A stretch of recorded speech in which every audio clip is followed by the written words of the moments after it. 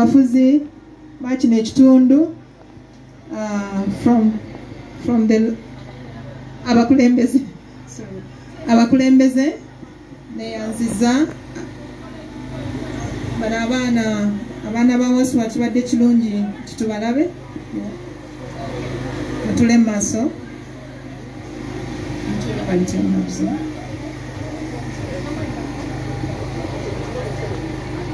alright. So mbadde mbagumya nga mbagamba nti Waswa tagenze alese abaana era mubalaba bano ndabirwamu za Waswa bw'obanga omutunuulira mubo bangi bafaanana Waswa era tubasaba okuba nti nno mugenda mu maaso n'okubaagala naffe tetulina gye tulaze weetuli. Badde ntuuse ku kwebaza ab'ebyobukulembeze ab'ekitundu kino okuviira ddala ku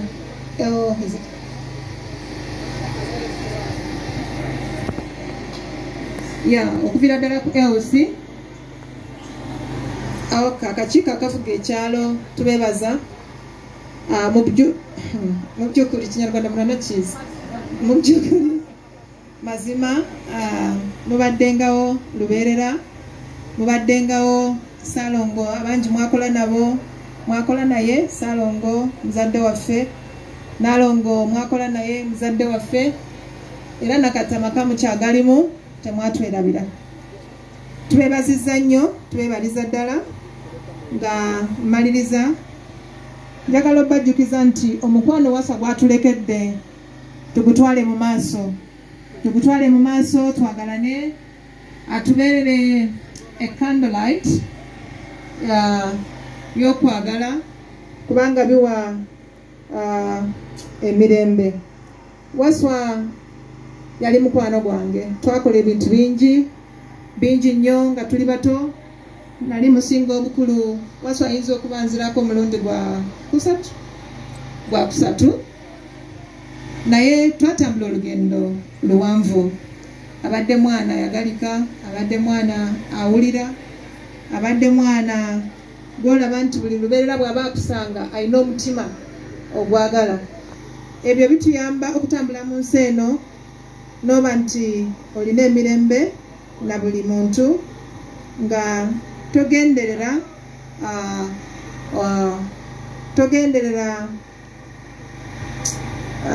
kubuza emirembe abalala.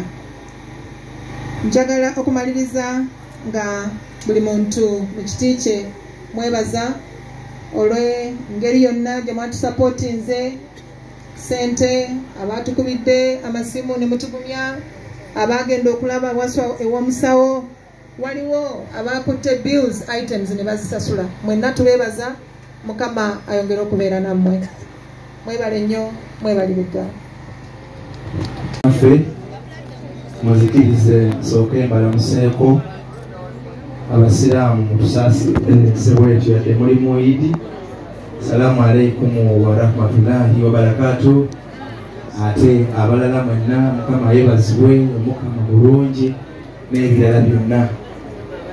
Mukkirize egatte n'ab'ennyumba eno tubasaasire okuviibwako omukwano gwammwe, okuviibwako muganda wammwe, okuviibwako omuntu gwe mbadde mutambula naye ebbanga lyonna. Tugenda kutandika programu yaffe egenda okugoberera okuwerekera mu mukwano gwaffe Moses Waswa Kayitale Sematimba olwaleero wano ku kyalo wazaalwa, era zinagenda okwera ssaawa 10 nga amaze okwawukana ku ffe nga tumutadde mu nnyumba ye ey'oluberera. Kale muzikirize mbanirize mwenna abatindize eŋŋendo yonna gye muvudde ne mujja ate okuwerekerako Waswa. Buli omu simanyi bw'abadde amuyita, eri abadde amuyita Waswa, eri abadde amuyita Sematimba, eri abadde amuyita Moses, eri abadde amuyita Kayitale, kyonna ky'obadde amuyita kkiriza ankwanirize. Yesobola okumanyako n'amaaso. Sanyuse nnyo okubalaba, mwebale nnyo, mwebale ddala okujja Kamange Mutabazi okuva mu Gagamel oyo muyambi wa Bebe Cool sanyuse nnyo okulaba bakadde baffe okuva mu Aromatic mbalabyeko mwebale nnyo ndabyeko ku Mulangira simanyi waali ndabyeko ku Jordan okuva mu Aromatic n'abalala bonna Sematimba gyaweerereza emirimu mukkirize mpanirize basabo ne bannyabo erinnya lyange nze muzzukulu wa Kisolo Martin Chimbowa ntambudde nnyo ne Sematimba ono abadde bagoberera YouTube tubadde tubeera ku mukutu ogwo gwa Chimbowa Updates nga tunyumya ensonga zaffe ez'enjawulo era bw'olaba fesi yange osobola ogigattagatta n'olaba gy'obadde osinga okundaba abasinga badde munsinga kundaba eyo ne Wasu ono ne Sematimba ono nga tunyumya ensonga ez'enjawulo binnyo bye tutuuseeko nga abooluganda ng'ab'emikwano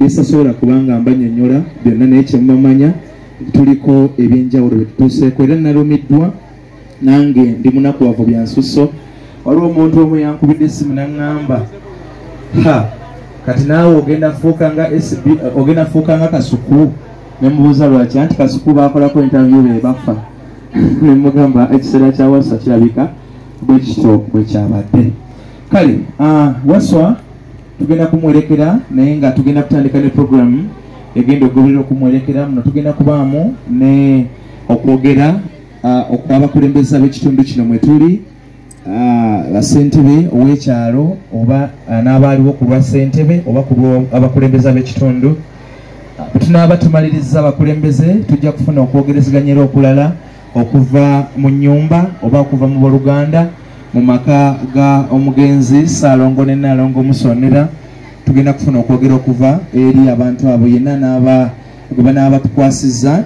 ajja okwogerako gye tuli bantegeezaako nti baganda baffe oba baganda b'omugenzi okuva ebitundu ebyewala bamaze okuba nga batuuka so tugenda kubanga tubawo omwaganya boogereko gye tuli tujja kufuna obubaka obukubagiza era obusaasira n'olw'ensonga eyo buli alina obubaka nkusaba ogende ku mmeeza ey'abaami bano abatudde wano obannyonnyole obubaka kika ki bw'olina bw'obanga olina bubaka bwa ssente oba nga bwa baasa era tuuka ku mmeeza eno ne bw'obanga olina bubaka bwa kusoma ng'oyagala babusome era genda ku mmeeza eyo abaami abo bakuwandiike era n'obubaka bwa receiving bujja tuuka butereevu nnyo gye bugenda bwe tunaaba tufunye obubaka tugenda kubufuna nga bwe tuddiŋŋana tujja kufunayo okwogerezeganya ate tufune ku bubaka tufune okwogerezeganya tufune obubaka emmere baŋambye abali mu kufumba eneetera okuba nga ejja era weenejjiira wonna bwe tujja okuba nga tugiriira tuleme kuva wano njala era batugambye temugireka ne bweba yeneebeesembyeyo okuziika era tugirye neba yeneebeesoose era tugirye embaga ya Waswa esembayo tugiweesa ekitiibwa bwe tunaaba tukimaliriza ekyo tujja kufuna service bangambye nti omusumba yazze dda mu kitundu mwali agenda kuba nga atukulemberamu mu nteekateeka eyo ey'okusabira ffe abasigaddewo ate era ne mukwano gwaffe atuvudde ku maaso Waswa era nga service bw'eneeba nga ewedde baganda baffe aba Shiro fino directors fino services bajja kuba nga batukulemberamu tugende ate tutereke mukwano gwaffe mu nju ye ey'olubeerera gye tuli musango obaoliawo naffe mukama bw'aliba nga ate atukoowodde ekyo kijja kuba nga kikolebwa naffe aba Shiro fino services bwe bajja tukulembera mu nteekateeka eyo wabula kijagala okubasaba nga tunaba kugenda wala nnyo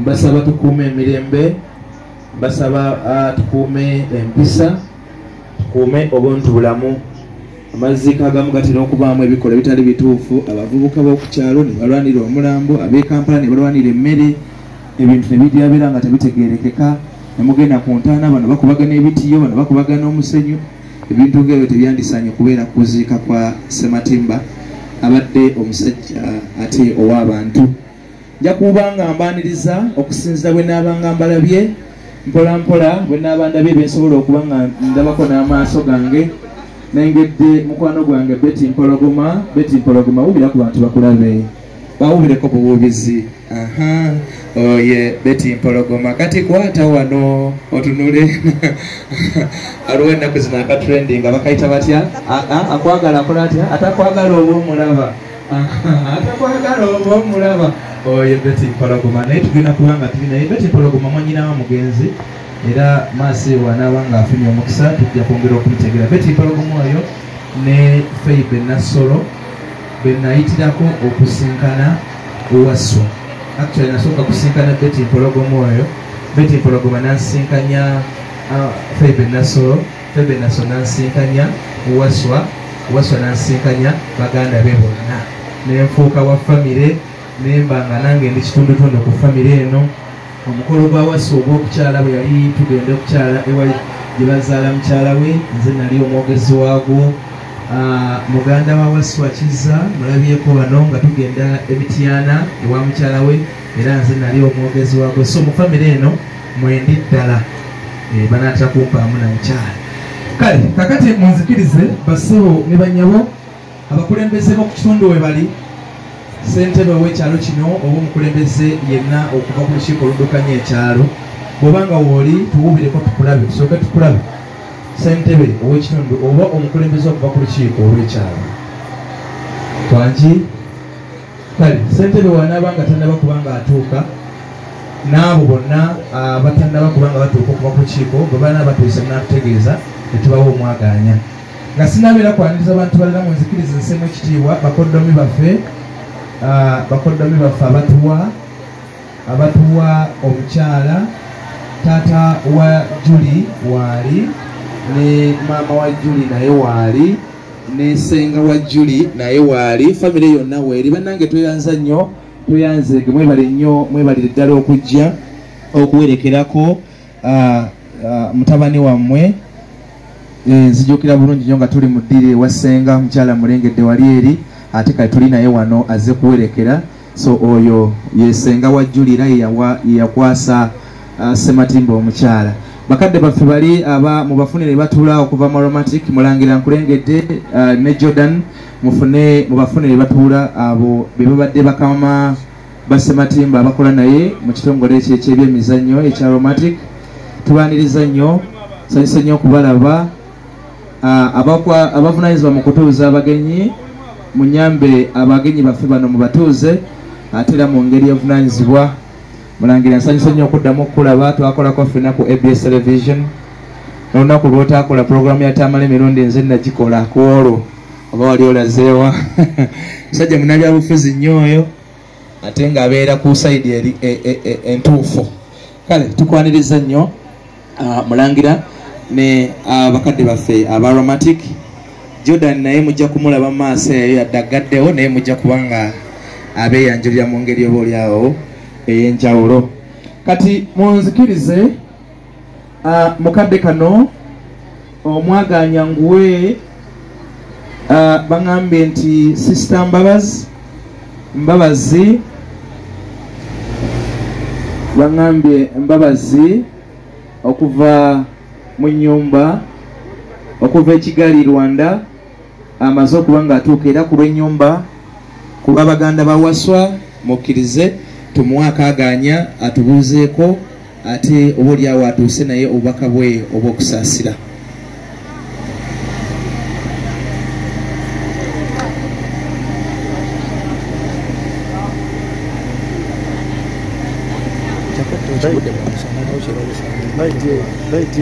laiti walibadde oyongeramu kone wali nayongeramu waba amaze okazi wano okajje mu tenti kameze ajje mu tenti kubanga enzikiza nyingi mu tenti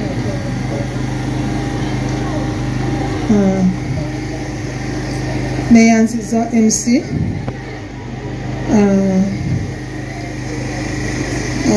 Mukama atenderezebwe Omukama weebwe ekitiibwa haleluya abakristo kwe kulamusa kwaffe mu bibi ne mu birungi tusigala nga tusiima omutonzi waffe mujja kunsonyiwa bwe naaba nga oluganda sirutereezezza emyaka mingi nga siri wano nga bwe babagambye tutibwa Mbabazi Christine mbeera Kigali naye nga ndi mwana nzaalwa Nakigalala. Njagala okutandika nga kubagiza mwenna ab'emikwano, ab'emirirwano.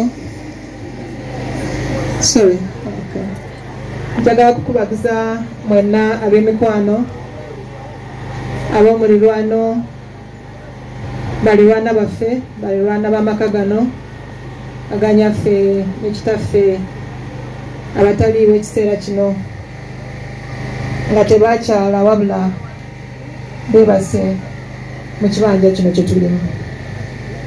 Twebaza nnyo olw'okubeera naffe buli kiseera. Tewannaggwa bbanga ddene nga muzze okubeera naffe mu kuwolekera bazadde baffe. 2020 baali naffe mu kuwolekera muzeeyi, oluvannyuma 2022 twali ffenna mu kuwolekera Naalongo maama waffe. Nakati muli wano, twagala okubakubagiza ng'abaana b'omu nnyumba eno. Twagala okubeebaza emirimu gye mukola. Abakulu mwene ennyumba tetubeera wano, naye buli lwe tuba nga tulina ensonga etuleeta wano twesanga tulina mmwe, tetuli fekka. Mukama bampeera omukisa, mwebale kutwagala, mwebale bazadde baffe, mwebale emikwano gyaffe, mwebale nnyo, mwebalire ddala. Churches ze tusabiramu tubalaba nnyo, mubeera naffe buli kiseera. Church ya maama, church ya Waswa, tubeebaza olw'omutima ogwo, kubanga bwe tuba nga tufunye ebizibu nga bino tuguma bwe tubalaba nti buli kiseera tulina bazadde baffe, tulina ab'emikwano, tulina ab'eŋŋanda. Kitalo nnyo, kitalo ddala, kitalo nnyo, kitalo ddala, ekyokuba nti mwannyinaffe, muganda waffe, muto waffe, mukwano gwaffe Moses Waswa yatuvuddemu.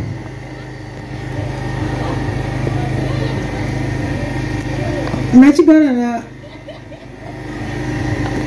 nga ntandika okuzaalibwa wano nali nnyina Waswa, wenda nga sinaba kugenda mu maaso, njagala okubeebuulira.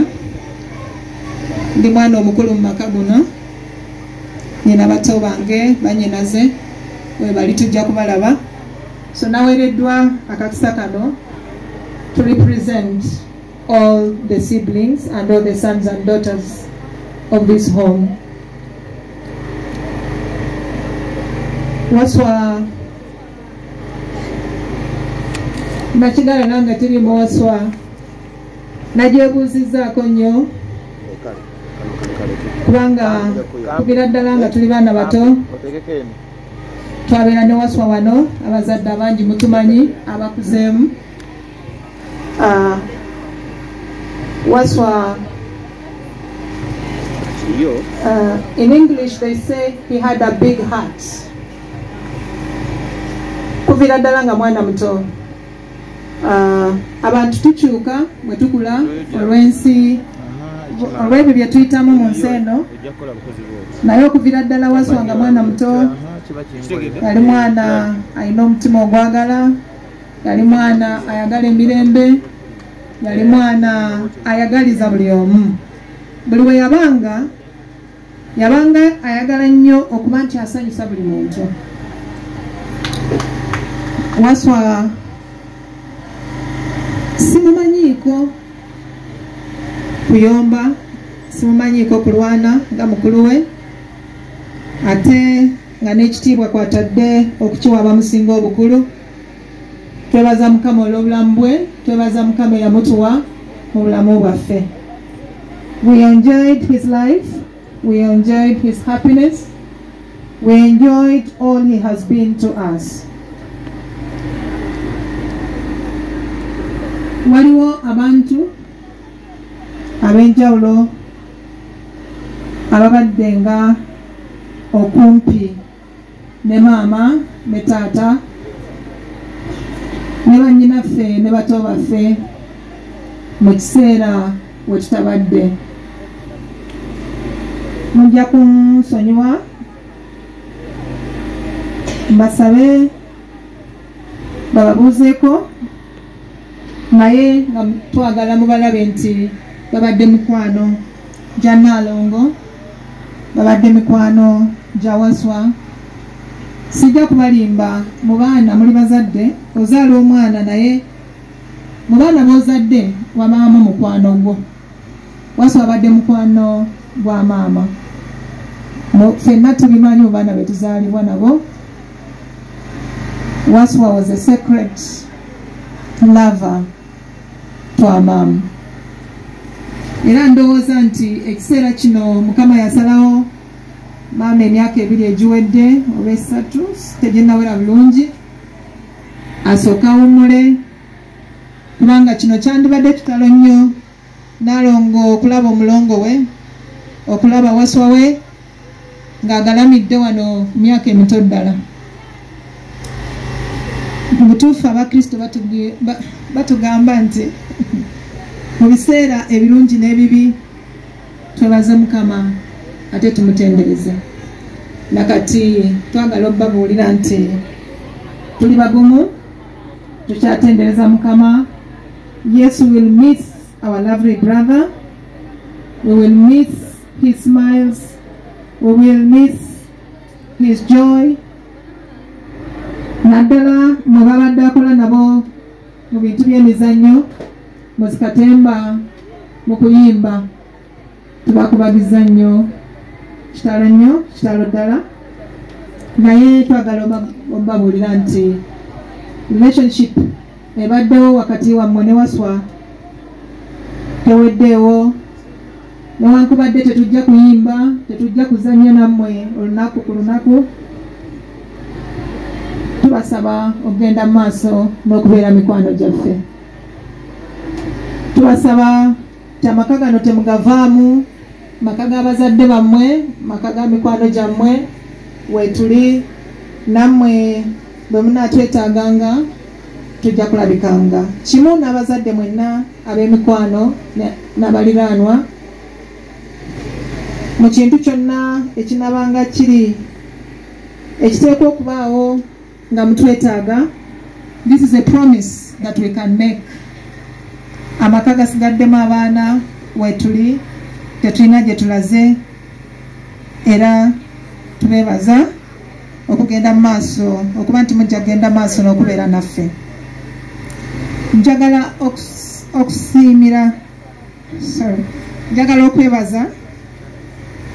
okwebaza abantu, I don't know what to say, those heroes that they don't really look heroes, but inside them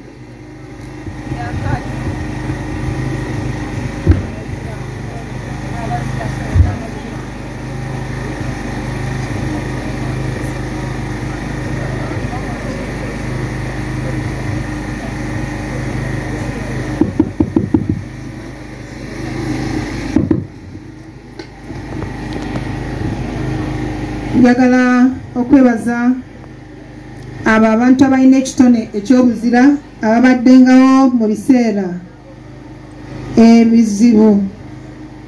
Mu butuufu nga ffe abakulu tetuliiwo, naye omwana omuto sisita wange kutuusa Edith nkwebaza nnyo. Mukama agende mu maaso n'okukugumya, kubanga byokola by'amaanyi bya buzira ng'oli wamu ne bazadde baffe.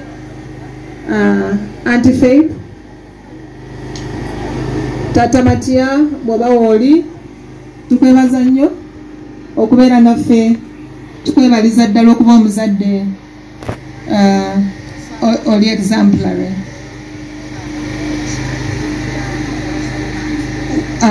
Twagala okwebaza abakyala ab'omuwendo abayagala nnyo maama abatwagala mu butuufu kubanga batwagala tufaanagana n'okufaanagana. Mukyala Betty Mpologoma tukwaniriza, webale kubeera naffe, webale kutwagala, webale kutwagala. Obuliddwa mukwano gwo, obuliddwa brother wo, naye tuli wamu tugumyangane kubanga n'abato bakyatwetaaga ffe bakulu. Phoebe Nasolo simanyi oba wooli, omukwano gwe ne brother Waswa gubadde gw'amaanyi. Mu butuufu twabamanya olw'okubeera Waswa, oluvannyuma ne mumanya ne maama abadde maama wammwe. Waswa abadde muganda wammwe, abadde mwannyinaffe, naye alese abaana. Twebaza Mukama kubanga ekyo ekiseera yakikkiriza, naaba nga tulina fruits ze zatulekedde. Bwe munaatunuuliranga abaana abo munajjukiranga omukwano gwa Waswa gwabadde alinako ffe ffenna. Njagala okwebaza ba aunt ababaddewo mu kiseera kya maama obulwadde bwe, mu kiseera kya muzeeyi, mu kiseera kya Waswa, nga temussa anti ononzikiriza n'oyimirira n'obuuza ku bantu. Anti webale nnyo, webalire ddala, tutwongera okukugumya. Guma, ensi eno bwetyo bwe tutambula, omuntu azaalibwa ekiseera ne kituuka n'agenda. Twagala okwebaza Auntie Phoebe, obadde oyimirirawo ne Edith ne kutuusa. Mukama bongera omukisa, Mukama bongera omukisa. Nabo nabagambye ku life history ya Waswa yazaalibwa wano. Waswa abadde mu kitundu kino nga mukwano gw'abakadde, mukwano gw'abamuzeeyi, bataata baffe bonna abadde benkana ne bazadde baffe n'abato bonna. Era ensonga lwaki nga ffe abazaalibwa wamu naye tubakubagiza nga tugamba nti tweyongere okwekwasa Mukama. Tukubagiza abo mwenna mubadde mukola naye olunaku ku lunaku, mubadde mubeera naye buli kiseera. Church Waswa ng'atandika okuba omwana aliyingira mu bintu bino ebyokuzannya n'okuyimba, yatandikira wano twayimba naye mu kwaya. Twalina church wano ku lusozi waggulu eyo, Seventh Day Adventist Church. Buli lwe twabanga nga tuli wano twayimbanga, abantu ne bamanya nti mu nnyumba eno maama yakyazizza bawala be kubanga twayimbanga amaloboozi gonna.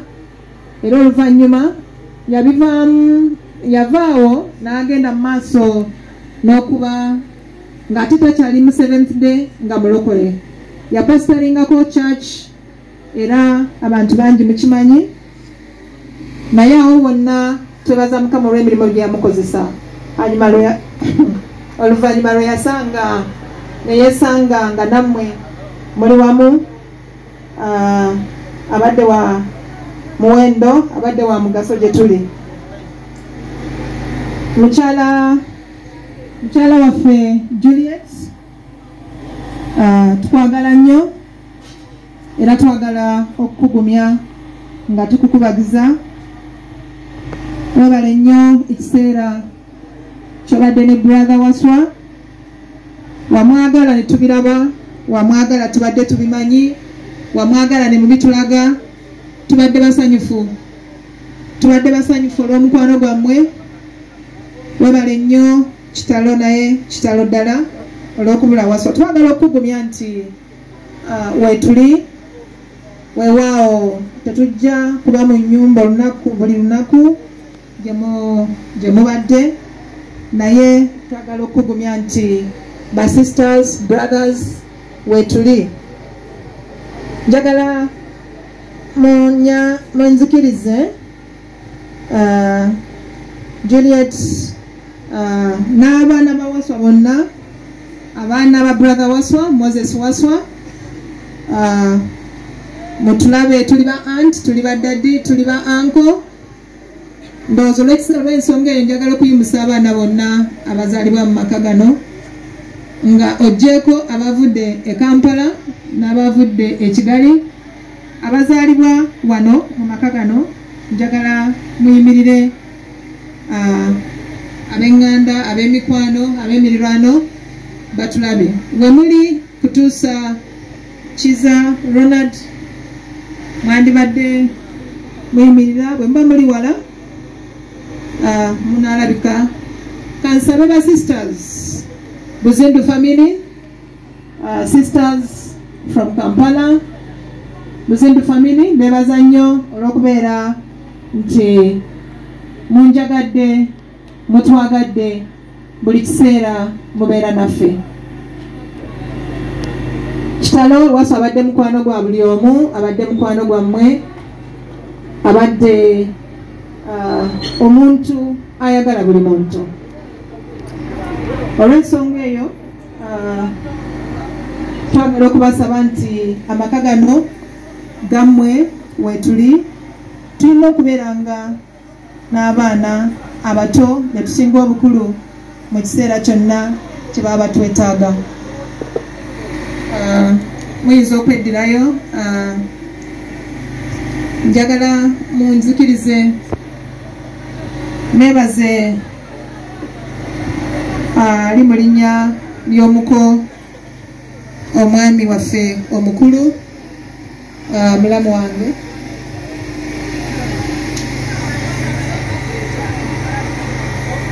my brother-in-law who has traveled all the way from Chenkwanzi Mzee Kamari turagushimye ko waje kudufata mu mugongo wakoze kutuzirikana Imana igumugisha cyane